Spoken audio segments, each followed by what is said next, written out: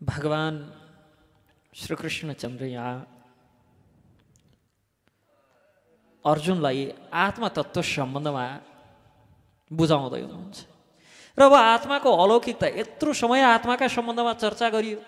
बडो विशेष यो शरीर त चल्ने, यो शरीरलाई चलाउने, यो शरीरलाई धारण गर्ने भन्न चाहिँ हामी यो शरीरले आत्मा धारण गरेको छ भन्छौँ एकदम, तर हुने चाहिँ यो शरीरलाई धारण गर्ने आत्मा रहेछ।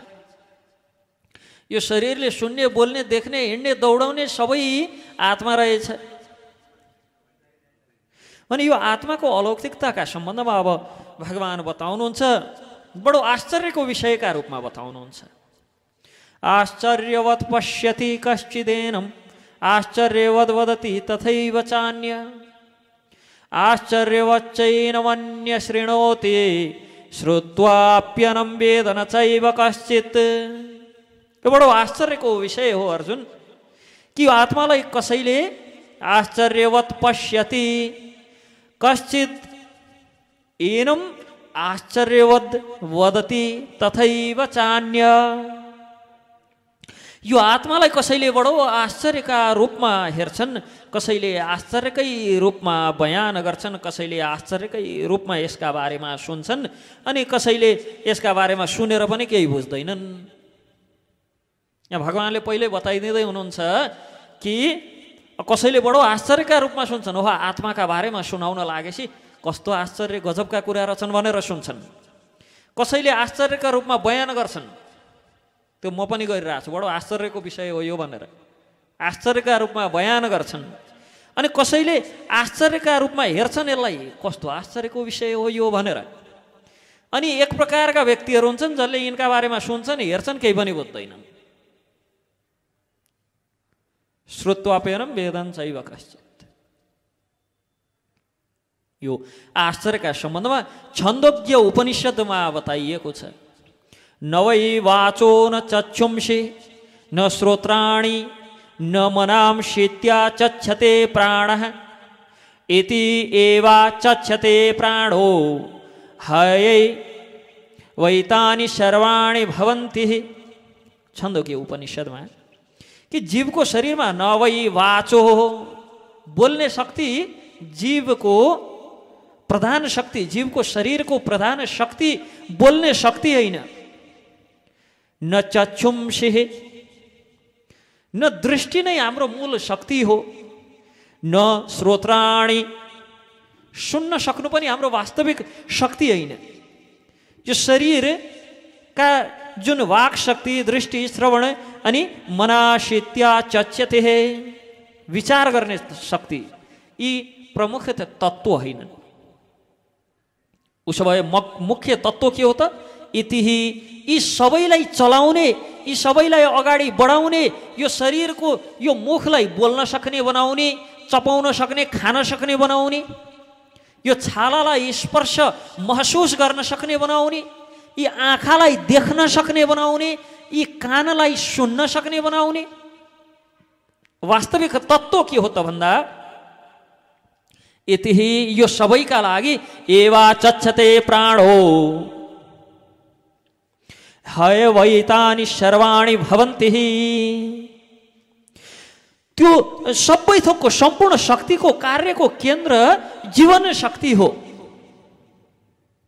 र त्यो जीवन शक्ति जुन छ त्यो शरीरको मुख्य तत्त्व हो। अन्यथा मृत लास हाम्रो त यही छिमेकमा लिएर आउँछन्, एकछिनमा यहाँबाट देखिराख्न पाइन्छ बाहिर।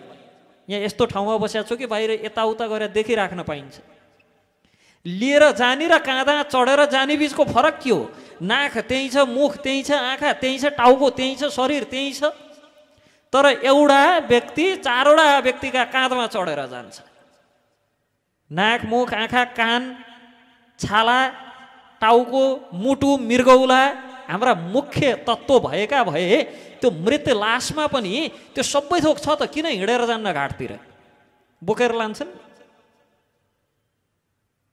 अर्थात् यी कुनै पनि शक्ति हाम्रा हिसाबमा त सबै सामर्थ्यहरू हुन्, यी कुनै सामर्थ्य पनि हाम्रा वास्तविक सामर्थ्य होइनन्। यी आँखा नाक मुख आदि सबै इन्द्रियहरूलाई सामर्थ्यवान बनाउने तत्त्व त त्यो जीवन तत्त्व हो, त्यो चेतन तत्त्व हो। त्यो चेतना जुन छ, जुन त्यो चेतन तत्त्व छ त्यो नै आत्मा हो। जबसम्म यो पञ्चभौतिक तत्त्वभित्र, यो पञ्चभौतिक तत्त्वको प्याकेटभित्र त्यो आत्मा रहन्छ तबसम्म यो शरीर हुन्छ। जब त्यो आत्माले यो शरीरलाई छोड्छ तब यसलाई के भन्छन्? शव भन्छन्, लास भन्छन्।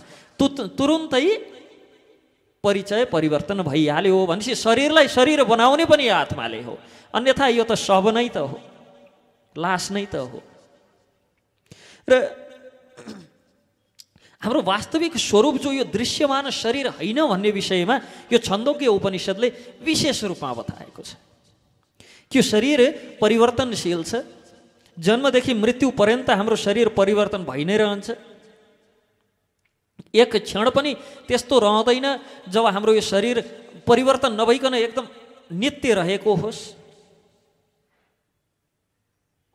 प्रतिदिन हामीले आँखाले देख्न सक्दैनौँ फरक कुरो, तर हाम्रा शरीरबाट ती कोषहरू झरिराखेका हुन्छन्, इनएक्टिभ सेलहरू, डेड सेलहरू, मृत कोशिकाहरू झरिराखेका हुन्छन्। त्यसकै गन्ध कुकुरले पत्ता लगाएर त्यो मान्छे कता छ पत्ता लगाउने हो। हामी हिँड्दै गर्दाखेरि हाम्रो शरीरबाट मृत कोशिकाहरू, ती डेड सेलहरू झरिराखेका हुन्छन्, अर्थात् शरीर परिवर्तन भइराखेको हुन्छ। बोल्दै गर्दाखेरि, हिँड्दै गर्दाखेरि कुनै पनि अवस्थामा शरीर त एकदम परिवर्तन भइराखेकै हुन्छ। यो परिवर्तन शरीरलाई चलाउने जुन चेतन तत्त्व छ त्यो तत्त्व हाम्रो स्वरूप हो भने अब यो शरीरसँग सम्बन्ध के त उसो भएदेखि? बेकारमा दुःख किन दिए? पञ्चभौतिक तत्त्वमा यता ठोक्के नि ऐया भन्नु परेको छ।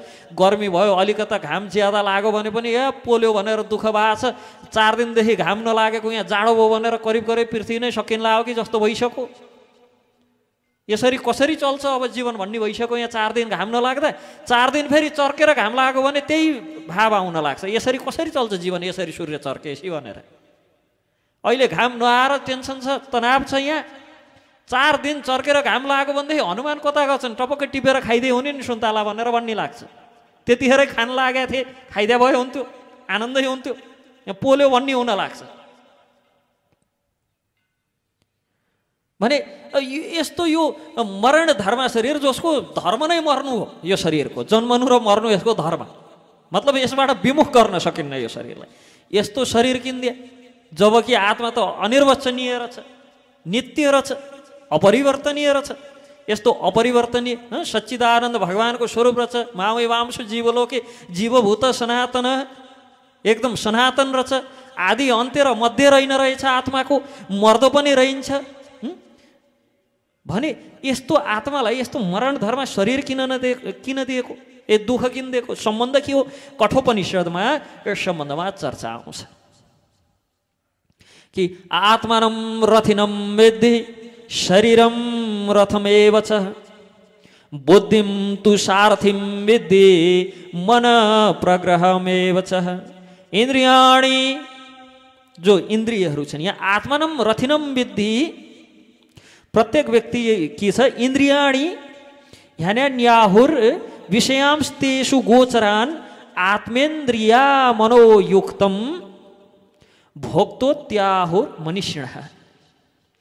प्रत्येक व्यक्ति इन्द्रिय रूपी जो घोडाहरू छन्, 5वटा घोडा हाम्रा पञ्च इन्द्रियहरू, आँखा, नाक, जिब्रो, कान, छाला, मान्छेलाई के तिर तान्ने यिनैले हो नि। केही राम्रो देखो त्यतै तानिन्छौँ हामी। जसरी रथलाई घोडाले तान्छ त्यसै गरी हामीलाई केले तान्छ? यही इन्द्रियहरूले तान्छ। कतै सुरिलो बाँसुरी हाम्रो उहाँले बजाउनुहुन्छ, विष्णुजीले सुरिलो बाँसुरी सुनेपछि त्यतै तानिन्छ नि मन। त्यो मन तानिनुभन्दा अगाडि कान तानिनु पर्यो त्यता। अर्थात् केही सुर सुन्यो त्यतै तानिन्छ, केही राम्रो देख्यो त्यतै तानिन्छ। बास्ना सुक्छौँ, ओहो आज त मिठो मिठो पकाए जस्तो, 4 चोटि जति भान्सामा जान मन लाग्छ। कहिले झुकेर खाना बोलाउँदा पनि 10 चोटि बोलाएपछि बल्ल खाना आउने मान्छेलाई पनि बास्ना मिठो लागेपछि 4 चोटि हेर्न जान मन लाग्छ। के पकाइरहेछन्, के पकाइरह्यो, कति मिठो बास्ना आएछ। अझ हतार हुन्छ। अरू बेला 10 चोटि बोलाउँदा पनि मोबाइलमा उँधो मुन्टो लगाएर चाहिँ यहाँ त घोप्टेर बस्नेहरू पनि खाना आइदियाओ न, लौ न खाना आइदियाओ भन्नुपर्नेहरू पनि मिठो बास्ना सुँग्यो भने बिचबिचमा सोध्न जान्छन् कति बेर लाग्छ पाक्न आज। तिनका पनि कहिलेकाहीँ शिर ठाडा हुन्छन् अनि, नत्र करिब करिब अहिले त समय अब घोप्टे युग छ, यो घोप्टे पर्नेहरूका मात्र समय छन्, त्यो बाहेक अरू केही जानेकै छैनन् मान्छेले। तर बास्नाले तानेर लग्यो नि। भने पछाडि हामीलाई तान्ने केले रहेछ इन्द्रियहरूले। भनेपछि ती पञ्च इन्द्रिय 5वटा घोडा भए हाम्रा लागि। छन्दोग्य उपनिषद्ले बताउँदैछ प्रत्येक व्यक्ति इन्द्रिय रूपी घोडा नारिएको यो शरीर चाहिँ के हो त? रथ हो, रथ। र यसको सारथी को हो? बुद्धि। मतलब घोडालाई, यी इन्द्रियलाई कन्ट्रोल गर्नुपर्ने, जसरी रथको घोडालाई सारथीले यता जानी र उता जानी भनेर आफ्नो अधीनमा राख्छन्, त्यसै गरी अब हाम्रा यी जो 5वटा घोडाहरू छन्, इन्द्रियहरू छन्, यिनलाई कता जान हुन्छ कता जान हुन्न त्यो कसले नियन्त्रण गर्ने हो? इन्द्रियाणी। यी इन्द्रियाणीहरूलाई कसले? विद्धि शरीरम, जो शरीर रूपी रथमा रहेका ती नारिएका इन्द्रियाणी रूपी, इन्द्रिय रूपी घोडाहरूलाई बुद्धिम तु सारथिम विद्धि। बुद्धिले सारथीको काम गर्नुपर्ने। तर आजकल हाम्रो सारथी निदाएको छ, उठ्दैन, जाग्दैन, बिउजिँदैन। घोडालाई कता जान हुन्छ कता जान हुन्न भन्दैन हाम्रो सारथी आजकल। लगाम यसै छोड्दिएको छ। लगाम के हो? मन प्रग्रहम एव छ। मन लगाम हो। अब हुनुपर्ने, वास्तवमा हाम्रो जीवन चल्नुपर्ने कसरी थियो? आत्मा भनेको यो रथमा चढेको व्यक्ति हो, यो रथ हो शरीर, यसका 5वटा इन्द्रियहरू घोडा समान छन्, मन लगाम समान छ र बुद्धि सारथी हो। त्यो बुद्धि रूपी जो सारथी छ त्यसले मन रूपी लगामलाई समातेर इन्द्रियहरूलाई आफ्नो बसमा राखेर यदि सही बाटो हिँडायो भने यो आत्मा रूपी जो जीव छ त्यो जीव परमार्थको मार्गमा सरर हिँडेर आफ्नो घरसम्म पुग्छ, भगवानको धामसम्म पुग्छ। तर समस्या के भयो भने हाम्रो सारथी निदाएको छ। सारथी निदाएको छ, बुद्धि सुत्या छ, उठ्दैन, जाग्दैन। अनि लगाम बाँधेको छ घोडामा, यसै छोड्दिएको छ। लगाम खिच्ने पनि चाहियो नि, बाँधेर मात्र भएन। र समस्त जो इन्द्रियहरू छन्, यी इन्द्रिय नारिएको यो शरीर रूपी रथमा बुद्धिको सारथीद्वारा मन रूपी लगाम समातेर मन तथा इन्द्रियको सङ्गतिमा रहेर जीवात्माले सुख वा दुःख भोग गर्ने हो।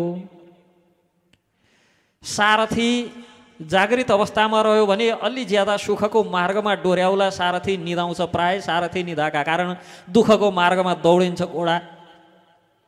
5वटा घोडा रथमा लगाएको छ, तिनलाई फुकाफाक खुलम खुल्ला छोडिदियो भने त 5वटा 5तिर दौडिन्छन् नि, रथमा बसेकोलाई पल्टाइदिन्छन्।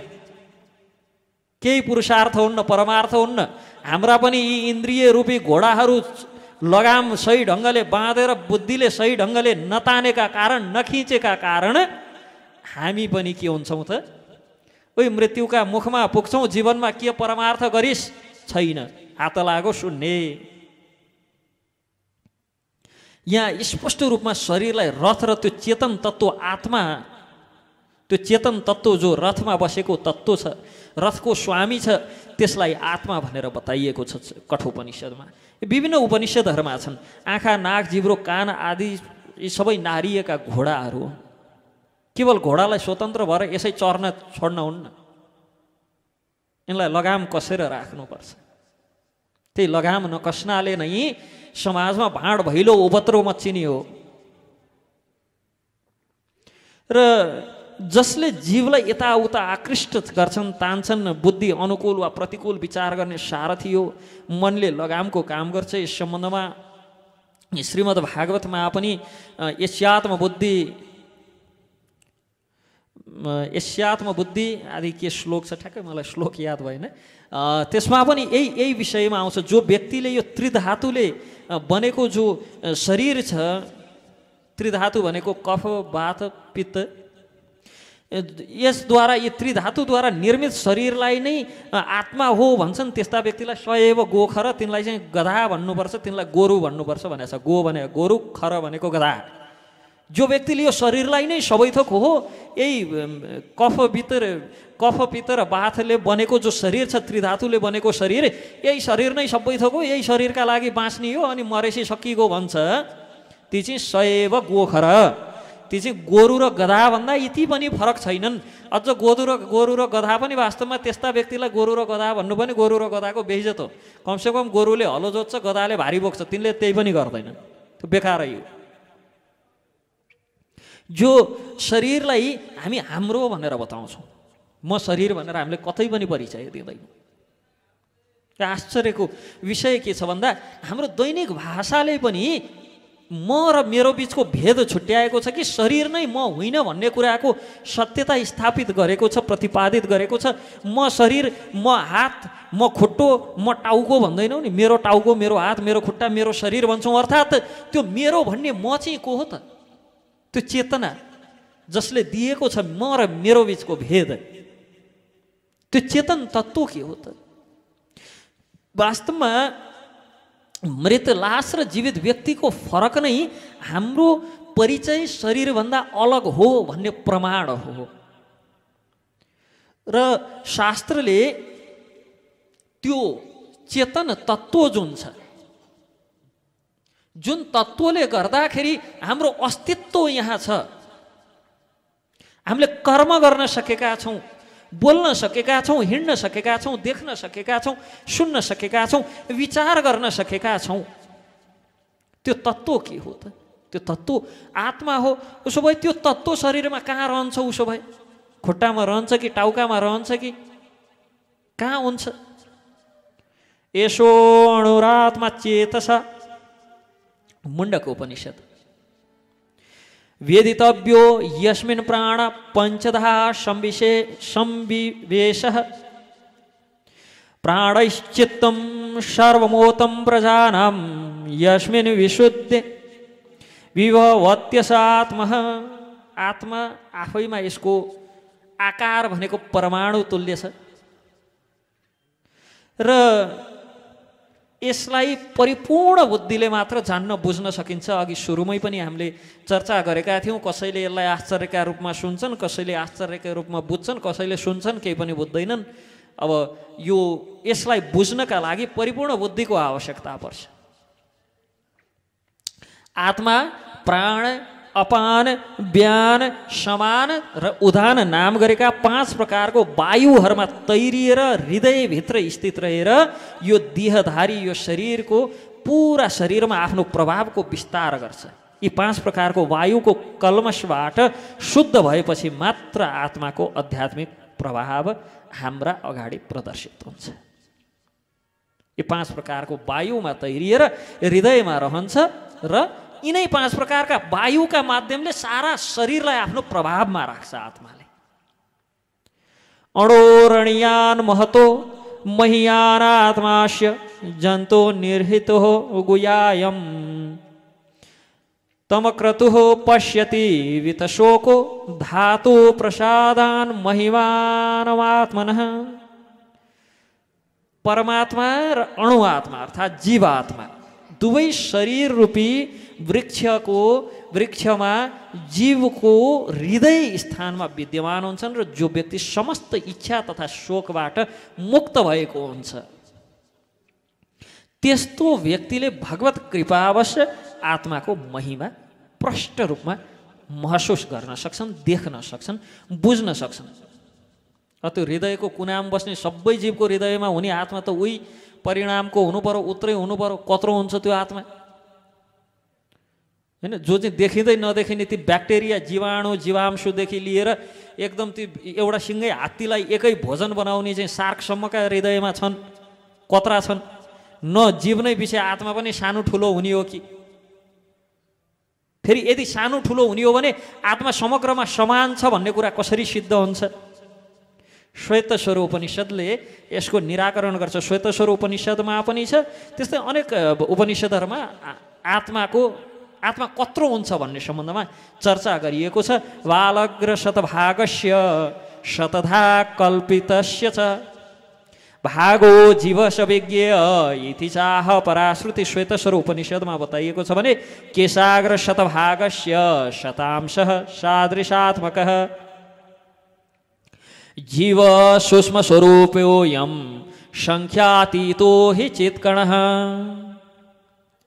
कि कपाल हाम्रो कपालले र कपालको माथि जुन गोलाइ हुन्छ नि टुप्पामा, त्यो गोलाइलाई चाहिँ 100 भाग लगाउने, अनि त्यो 100 भागको एक भाग लिएर त्यसलाई फेरि 100 भाग लगाउने। बालक र शतभागस्य कपालको अग्रभाग जुन छ भनेको त्यसको डायमिटर व्यास जुन छ त्यसलाई 100 भाग लगाउने।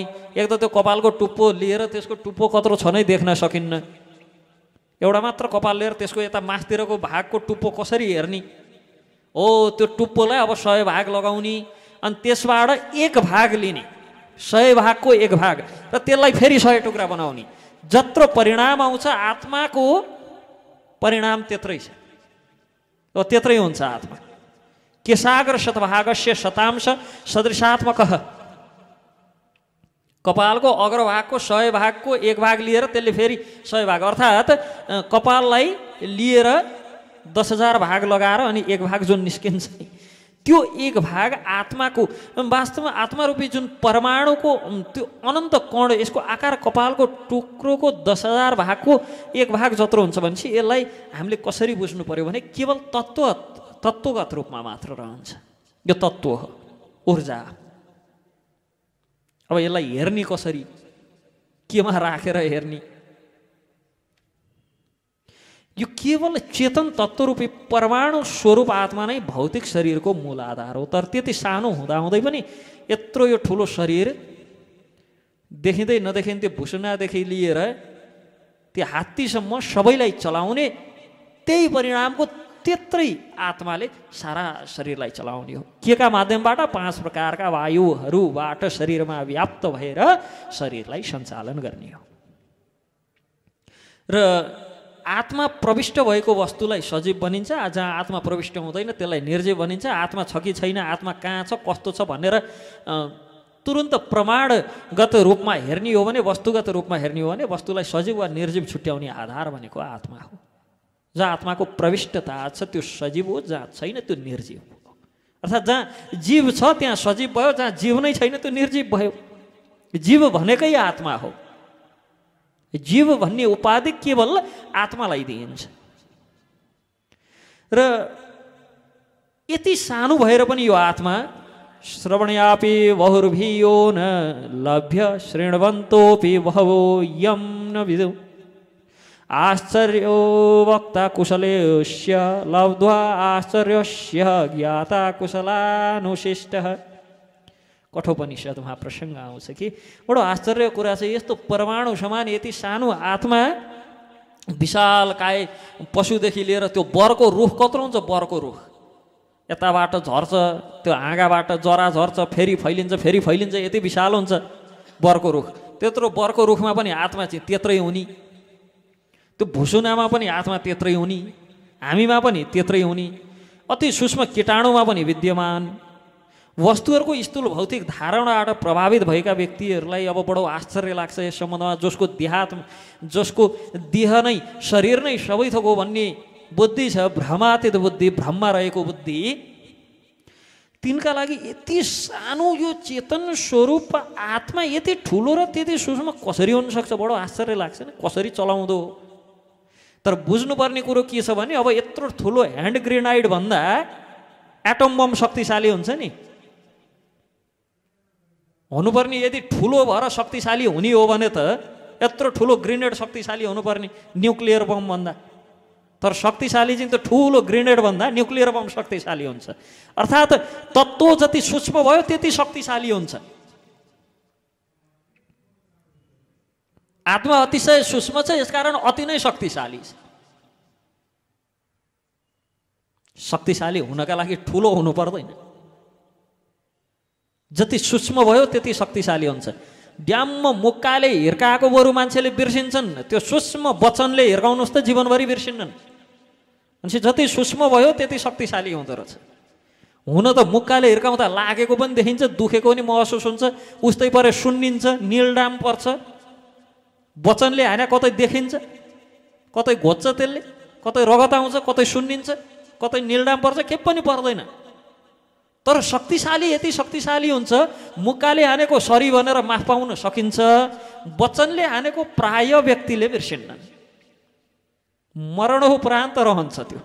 त्यसले मलाई त्यतिखेर त्यसो भनेको थियो, मौका पाउनुहुन्न सम्झिन्छन् मान्छेले।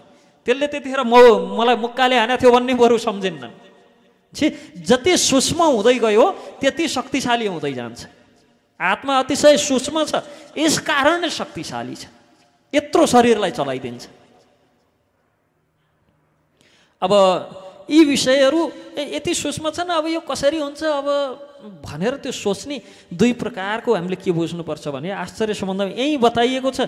यहाँ कठोपनिषदमै यही श्लोकमा आश्चर्य वक्ता कुशलोस्य लब्धुहा आश्चर्यस्य ज्ञाता कुशल अनुशिष्टा भनेर बताइएको छ।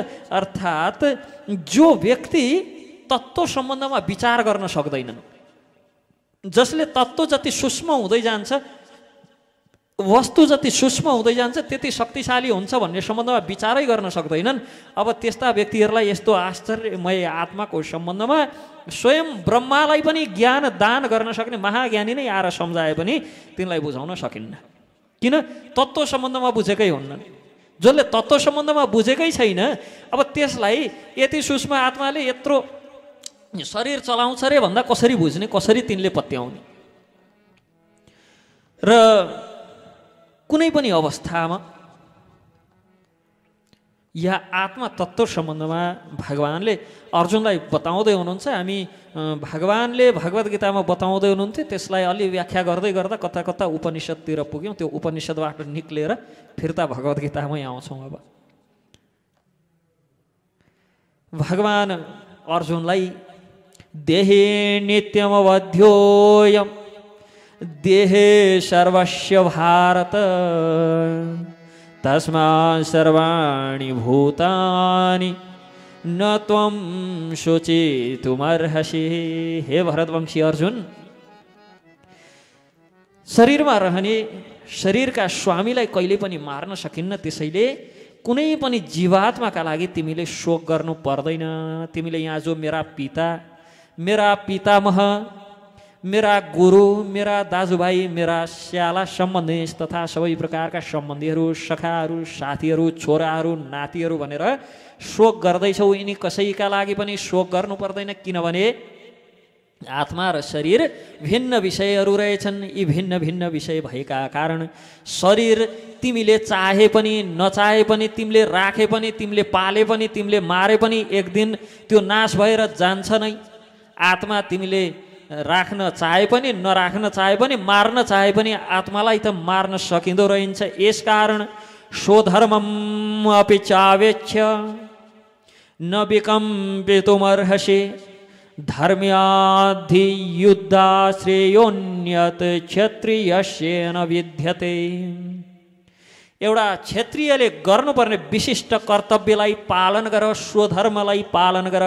धर्मका लागि युद्ध गर्नुभन्दा राम्रो अरू कुनै कार्य छैन भन्ने तिमीले बुझ, र यस्तो कार्य गर्न तिमीले कुनै सङ्कोच नमान। भगवान बार बार युद्ध गर्नका लागि अर्जुनलाई प्रेरणा दिँदै हुनुहुन्छ, प्रोत्साहित गर्दै हुनुहुन्छ कि तिमीले एउटा क्षत्रियका लागि धर्मको पक्षमा लागेर लड्नुभन्दा, धर्मका लागि युद्ध लड्नुभन्दा धर्मको पक्षमा मर्नुभन्दा उत्कृष्ट अरू केही छैन। यसकारण कुनै प्रकारको सङ्कोच छोडेर तिमी युद्धका लागि तयार हौ, उठ युद्ध गर। यदृच्छया चोपपन्नम स्वर्गद्वारम अपावृतम सुखिन क्षत्रिया पार्थ लभन्ते युद्धमे दृश्यम। हे अर्जुन, यो स्वतः प्राप्त हुन आएको, आफै प्राप्त हुन आएको। तिमीले कसैसँग व्यक्तिगत वैमनस्यता त गरेका होइनौ, तिमीले दुर्योधनलाई युद्धका लागि आह्वान पनि गरेका होइनौ अर्जुन। यो त तिमीलाई स्वतः प्राप्त भएको अवसर हो। र यसरी स्वतः प्राप्त हुन आएको, त्यो पनि कस्तो? स्वर्गद्वारम अपावृतम, जसले स्वर्गको द्वार खोलेको छ तिम्रा लागि, स्वर्गको द्वार प्रशस्त गरेको छ। यस्तो युद्धको अवसर सुखिन क्षत्रिय पार्थ, अत्यन्त सुखी, अत्यन्त भाग्यशाली क्षत्रियलाई मात्र प्राप्त हुन्छ अर्जुन। यसकारण तिमी लवन्ते युद्धमिदृश्यम, यस्तो युद्धको जो अवसर प्राप्त गरेका छौ यो युद्धलाई तिमीले स्वीकार गर। किन तिमीले कसैसँग गएर छुस्कराई गरेर, कसैका घर आगो लगाइदिएर, कसैका बालीनाली नष्ट गरिदिएर, कसैका लह लह धान पाकेका खेता गोरु छोडिदिएर यो युद्ध हुन लागेको होइन नि। यो युद्ध त तिमीलाई स्वतः प्राप्त हुन आएको हो। तिमीले नचाहँदा नचाहँदै प्राप्त हुन आएको युद्धको अवसर हो यो। अर्जुनले त युद्धको अवसर खोजेका थिएनन्। अर्जुन त बिचारा 5 वटा गाउँ पाए पनि सन्तुष्ट हुन्छ नै भनेर भगवान् दूत बनेर जानुभएको थियो। तर होइन, हामी लड्ने नै हो, भेड्ने नै हो भनेर पठायो।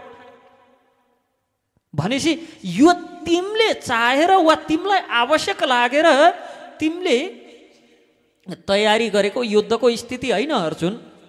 यो त स्वतः प्राप्त भएको युद्धको अवसर हो।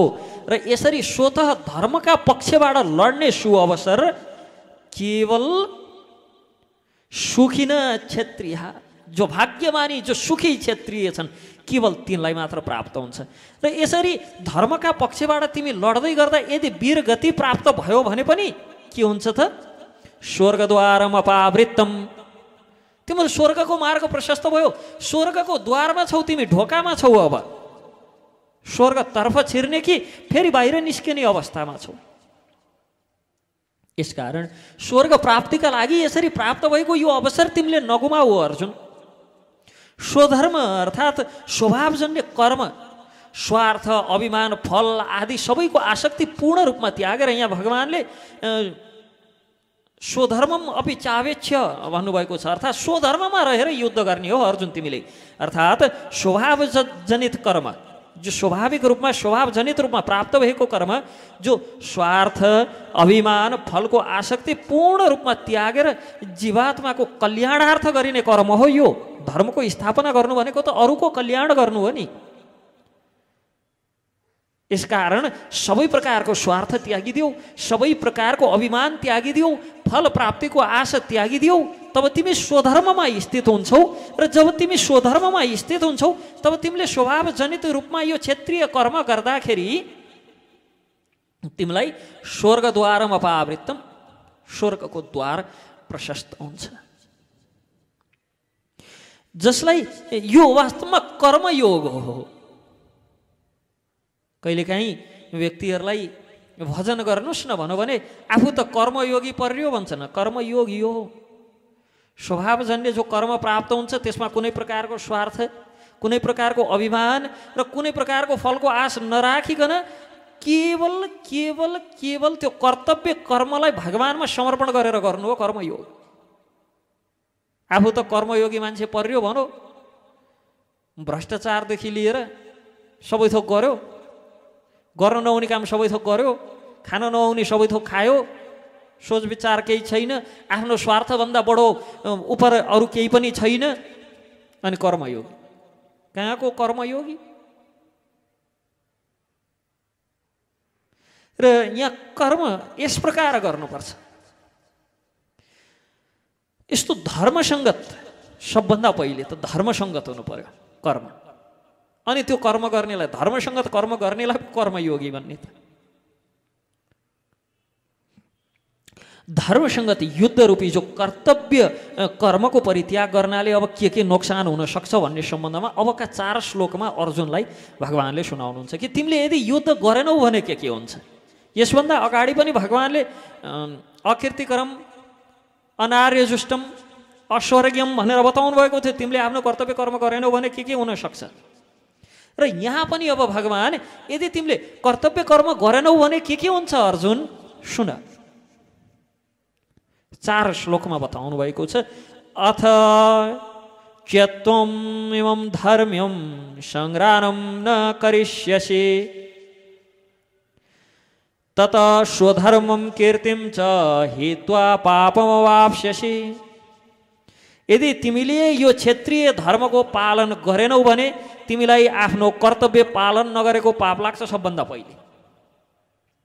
र तिमीले योद्धाका रूपमा जुन कीर्ति पाएका थियौ, यश पाएका थियौ, त्यो कीर्ति पनि तत स्वधर्मम कीर्तिम छ, कीर्ति पनि हित्वा पापमवाप्स्यसि, कीर्ति पनि जान्छ तिम्रो। सारा संसारले त ओहो गाण्डीवधारी अर्जुन भनेर जुन तिमीले योद्धाका रूपमा पाएको कीर्ति छ नि, त्यो कीर्ति पनि सकिन्छ। अनि पापमवाप्स्यसि स्वधर्म त्यागेका कारण पापको भागीदार पनि हुनुपर्छ। यहाँ भगवानले अर्जुनलाई 2 श्लोकमा यो जुन क्षेत्रीय धर्मको निरूपण गर्दै युद्धको मैदानमा उभिएको क्षेत्रीयले अहिंसक हुन खोज्नु पनि मूर्खता हो भनेर बताउँदै हुनुहुन्छ। यसै पनि पराशर स्मृतिमा प्रसङ्ग आउँछ कि क्षेत्रीय भएपछि के गर्नुपर्छ। क्षेत्रीयो हि प्रजा रक्षन्, यदि प्रजाको रक्षा गर्न नसक्ने भने के को क्षेत्रीय?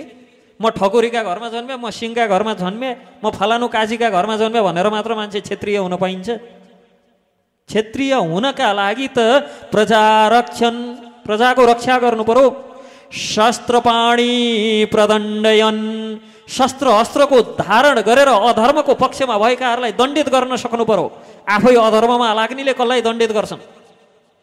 म फलानु राणाको सन्तति, म फलानु काजीको सन्तति, मेरा फलाना काजीले चाहिँ फलानु युद्धमा यसरी युद्ध गरेर जितेका थिए रे, फलानु युद्धको मोर्चा चाहिँ मेरा पुर्खाले चलाएका भनेर क्षेत्रीय हुन पाइन्छ?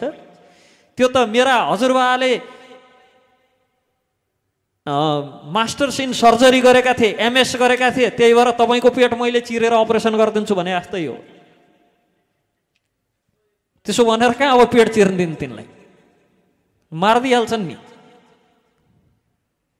चिर्न त चिर्छन्, पछि सिलाउन्न तिनले, ढङ्ग पुगे पो। त्यस्तै हो, म फलानु ठकुरीको सन्तान भनेर अहिले पनि आफूलाई क्षेत्रीय बनाउनु भनेको। निर्जित्य परसैन्याधीन क्षितिम धर्मेण पालयत, क्षेत्रीय हुन के हुनुपर्छ? आफ्ना नागरिकको क्षेत्रीय ही प्रजा रक्षन्, आफ्ना जो नागरिक छन् सबै प्रकारका कठिनाइबाट रक्षा गर्नुपर्छ क्षेत्रीय भएपछि। फलानु सिंह, फलानु खड्का, फलानु थापा, फलानु शाह, फलानु राणा लेखेर क्षेत्रीय होइन्न। प्रजाहरूलाई सबै प्रकारका कठिनाइहरूबाट रक्षा गरेर क्षेत्रीय भइन्छ। शास्त्रपाणी प्रदण्डयन्, शान्ति सुरक्षाका काममा हिंसा गर्नु क्षेत्रीयका लागि छुट छ। तिनले शस्त्र अस्त्र धारण गरेर प्रदण्डयन्, अरूलाई दण्डित गर्ने अधिकार राख्छन्, तर न्यायपूर्वक हुनुपर्छ। त्यो नीति र न्याय अनि धर्म पढेका हुनुपर्छ। त्यति मात्र नभएर निर्जित्य परसैन्याधीन, परसैन्य अरू राष्ट्रका सैन्यहरू तीमाथि विजय हासिल गर्न सक्ने पनि हुनुपर्छ। आफ्नो क्षेत्रको रक्षा गर्नका लागि अरू क्षेत्रीयहरूको विनाश गर्न पनि सक्ने हुनुपर्छ। परसैन्यादि भनेका आफ्नो राज्यभन्दा बाहिरका राज्यहरूका सैनिकमाथि दमन गर्न सक्ने पनि हुनुपर्छ।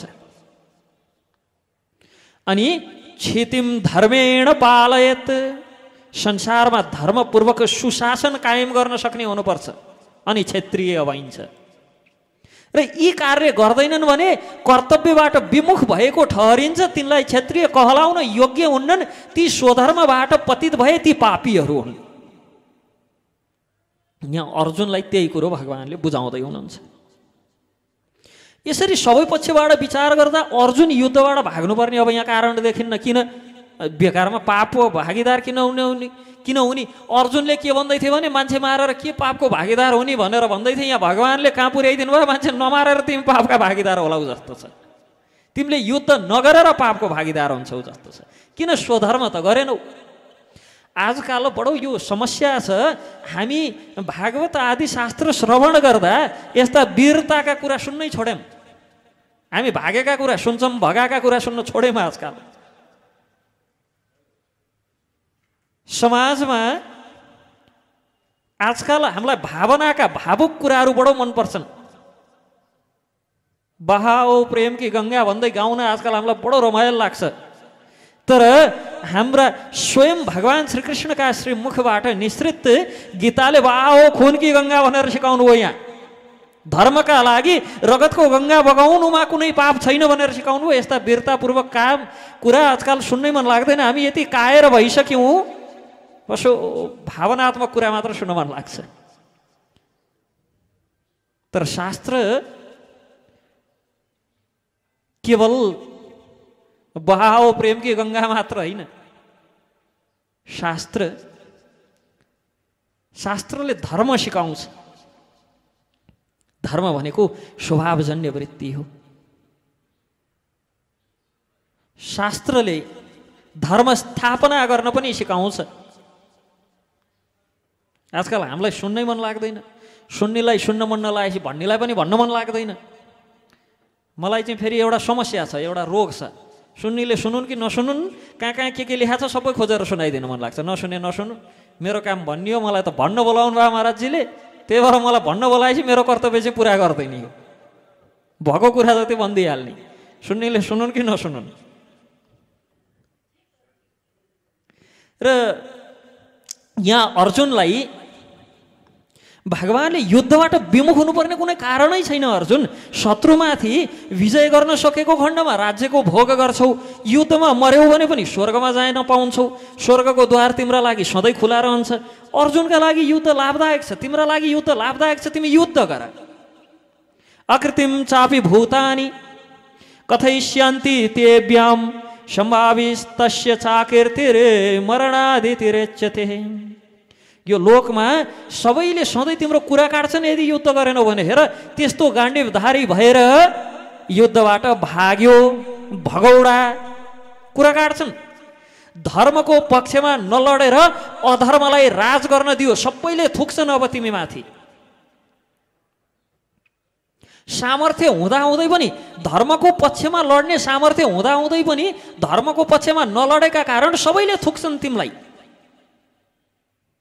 र सम्मानित व्यक्तिका लागि संसारमा अपकीर्ति, अपयश भनेको मृत्युभन्दा पनि कष्टकर हो। जीवनभर सबैले थुकेर बाँच्नुभन्दा त बरु युद्धमा लडेर मर्न ठिक भयो नि। जीवनभर सबैले बिरामी छ अरे हस्पिटलमा भन्दाखेरि बडो राम्रो भएछ, मरिहाले हुन्थ्यो भन्ने भएर बाँच्नुभन्दा त बरु युद्ध गर्दै मरे वीरगति त हुन्थ्यो। सम्मानित व्यक्तिका लागि जो नीच छन् तिनलाई त त्यस्तो भइराख्दाखेरि पनि नीचता पनि छोड्दैनन्, बाँच्न पनि छोड्दैनन्। तर जो सम्मानित छ त्यसका लागि अपयश र अपकीर्ति भन्दा मृत्यु प्यारो हुनुपर्छ अर्जुन। यसकारण तिमी युद्धमा लाग। यदि हार्यौ भने, मृत्यु भयो भने पनि वीरगति प्राप्त गर्छौ।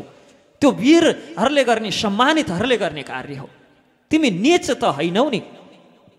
यसकारण त्यो दुर्बलतालाई त्यागेर तिमी युद्धमा लाग। भयाद्रणदुवरतम मंस्यन्ते त्वं महारथा येषां च त्वं बहुमतो भूत्वा यस्यासि लाघवम्।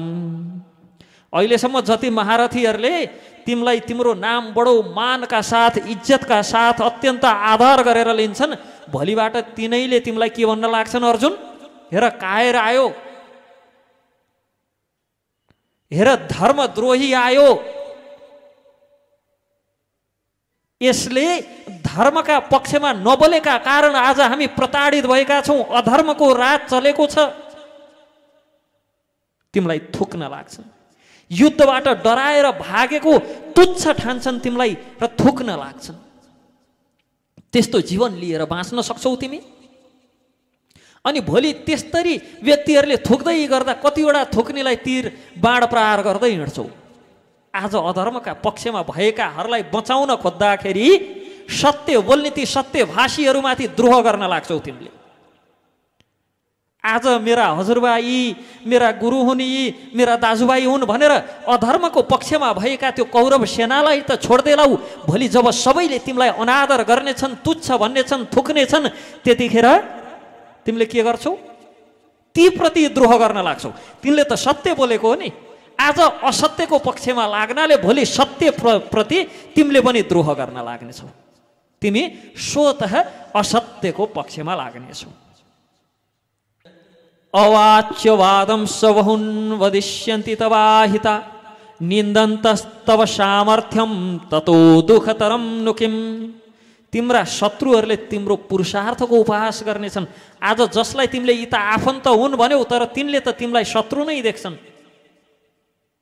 र तिनीहरूले अनेक दुर्वचन बोलेर तिम्रो निन्दा गर्नेछन्, त्योभन्दा कष्टदायी अरू के हुन सक्छ। हतो वा प्राप्स्यसि स्वर्गम जित्वा वा भोज्यसे महिम तस्माद् उत्तिष्ठ कौन्तेय युद्धाय कृतनिश्चय। र फेरि पनि भगवान अर्जुनलाई उत्तिष्ठ कौन्तेय युद्धाय कृतनिश्चय, हे कुन्तीपुत्र तिमी यदि युद्धमा मारियो भने हतोवा प्राप्स्यसि स्वर्गम जित्वा भोज्यसे महिम, फेरि सम्झाउनुहुन्छ अर्जुनलाई युद्धमा मारियो भने स्वर्गलोक पाउनेछौ, युद्ध जित्यौ भने सारा पृथ्वीको राज्य भोग्नेछौ। यसकारण तस्माद् उत्तिष्ठ कौन्तेय, उठ र युद्ध गर। किन अर्जुन त रथमा गएर टाउको समातेर बस्यान, पुरपुरोमा हात लगाएर के गर्ने भनेर दुविधामा परेर युद्ध गर्ने हो कि नगर्ने हो कि केही भ्याउ नपाएर। त्यसकारण तस्माद् उत्तिष्ठ भारत, तस्माद् उत्तिष्ठ कौन्तेय, हे कुन्तीपुत्र तिमी उठ र युद्धका लागि तयार हो, दृढ सङ्कल्पका साथ।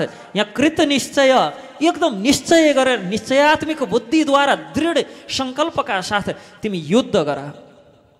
र युद्ध गर्दै गर्दा तिमीले के वास्ता नगर, के कुराको ख्याल नगर भन्दा सुख दुःख समय कृत्वा लाभालाभौ जया जयौ ततो युद्धाय युज्यस्व नैवं पापम वाप्स्यसि। तिमीले युद्ध गर्दै गर्दा एउटा कुरा चाहिँ ख्याल राख। के कुरा ख्याल राख त भन्दा सुख दुःख लाभ हानि जय पराजय यसको विचारै नगर। युद्धमा त लागि अब सुख हुने हो कि अब दुःख हुने हो कि के लाभ हुने हो, के हानि नोक्सानी हुने हो, जितिने हो कि हारिने हो कि, यस्तो सम्बन्धमा विचारै नगर। होस् युद्धका लागि युद्ध गर। कृत्वा कुनै प्रकारको लाभ नगर, ततो युद्धाय युज्यस्व, केवल युद्ध गर्नु मेरो कर्तव्य कर्म हो भनी ठानेर युद्ध गर।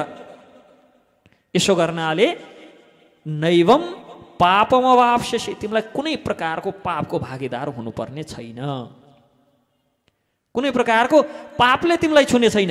यहाँ भगवान अर्जुनलाई कर्तव्य कर्मको सम्बन्धमा बताउँदै हुनुहुन्छ कि अर्जुनको मनमा युद्धमा आफन्तहरूलाई मार्दा पाप लाग्ने हो कि होइन, कतै म त्यो अपराधको भागीदार हुनुपर्ने हो कि भन्ने जुन आशंका उत्पन्न भएको छ, त्यस सम्बन्धमा भगवान कृष्ण के भन्नुहुन्छ त, पापको कारण युद्ध नभएर पाप त कामनाका कारण हुने हो। युद्ध गरेर पाप लाग्ने होइन नि, कामनाका कारण चाहिँ पाप लाग्ने हो। अरूको अहितको कामना गर्नाले पाप लाग्ने हो, अरूको हितको कामना गर्नाले पुण्य हुने हो। यहाँ युद्ध तिमी पाप हानि विचार नगरिकन केवल धर्मका लागि युद्ध गर न, त पाप पुण्य भन्ने कुरै रहेन।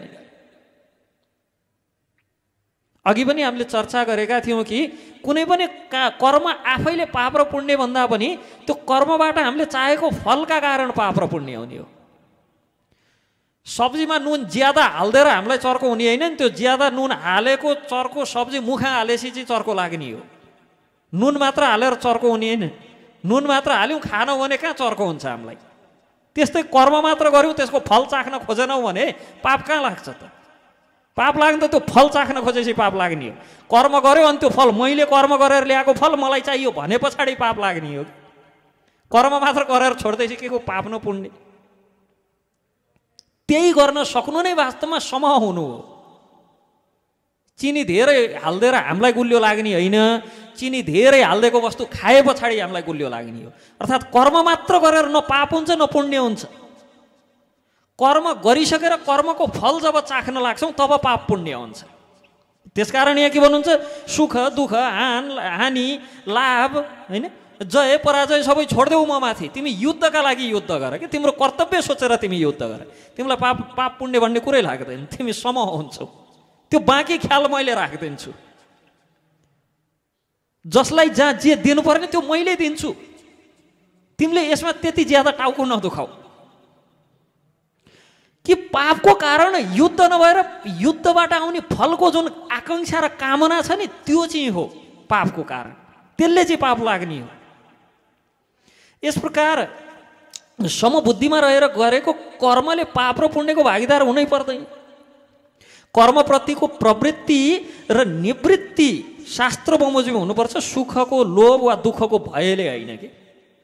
कि कुन कर्म गर्ने कुन कर्म नगर्ने भन्ने चाहिँ सुखको लोभले वा दुःखको भयले निर्धारण नगरेर शास्त्रको आधारले हामीले कता प्रवृत्त हुने कताबाट निवृत्त हुने निर्णय गर्ने भने पापै लाग्दैन नि। तर हामी के गर्छौँ, यसो गऱ्यौँ भने सुख पाइन्छ होला, त्यसो गऱ्यौँ भने दुःख पाइन्छ होला भनेर हाम्रो कर्म निर्धारण गर्छौँ। त्यसले पाप र पुण्यको साङ्ली बन्ने हो, जुनले हामीलाई बाँधेर फेरि यही जन्म मृत्यु जरा व्याधिमा राख्छ। यदि त्यो सुखको लोभ दुःखको डर छोडिदिएर शास्त्रले जसरी भनेको छ त्यसरी हिँड्न लाग्यौँ भने शास्त्रले दिएको मार्ग हिँडेको जस्तो कमान्डरले सिपाहीलाई गोली हान भने पछाडि गोली हान्दाखेरिको जो यदि गलत कार्यमा गोली प्रयोग गरिएको रहेछन् पनि सिपाहीलाई दोष लाग्दैन, त कमान्डरलाई दोष लाग्छ नि। फलको भागीदार त कमान्डर हुनुपर्छ, बिचारा सिपाहीले त कमान्डरको आदेश पालन गरेको हो। त्यस्तै गरी कुनै आफ्नो लोभ भय आदि छोडेर हामीले शास्त्रले जसरी हिँड भनेको छ त्यसै गरी हिँडे पछाडि पाप लाग्यो भने त्यो शास्त्रमा उपदेश दिनेलाई लाग्छ, भगवान्लाई लाग्छ, लाग्नु परे। अब उहाँ त पाप पुण्य सबैबाट उपरत हुनुहुन्छ, उहाँलाई केही पनि लाग्दैन, त्यसको अर्थ हामीलाई पनि केही पनि लाग्दैन। तर जब हामीले हाम्रा मनका अनुकूलबाट निर्णय गर्न लाग्छौँ के गर्ने के नगर्ने, त्यसको हामीले बेहोर्नुपर्छ। यसकारण चाहे प्रवृत्ति मार्गमा होस् चाहे निवृत्ति मार्गमा होस् एकदम समभाव राखेर अनुकूलता र प्रतिकूलतामा समभाव राखेर मनलाई एकदम सन्तुलित राख्दै सम्पूर्ण कामना र आसक्तिलाई त्यागेर कर्मको पालन गर्नुपर्छ। यति गर्नाले पाप पुण्य दुवैबाट हामी उपरत हुन्छौँ। भगवानले यही कुरा यहाँ प्रश्न पार्नुहुन्छ अर्जुनलाई। यसै सम्बन्धमा युद्ध किन गर्नुपर्छ भन्ने सम्बन्धमा बताउँदै हुनुहुन्छ। यो श्लोक सम्बन्धमा थप हामी भोलिको सत्रमा चर्चा गर्नेछौँ।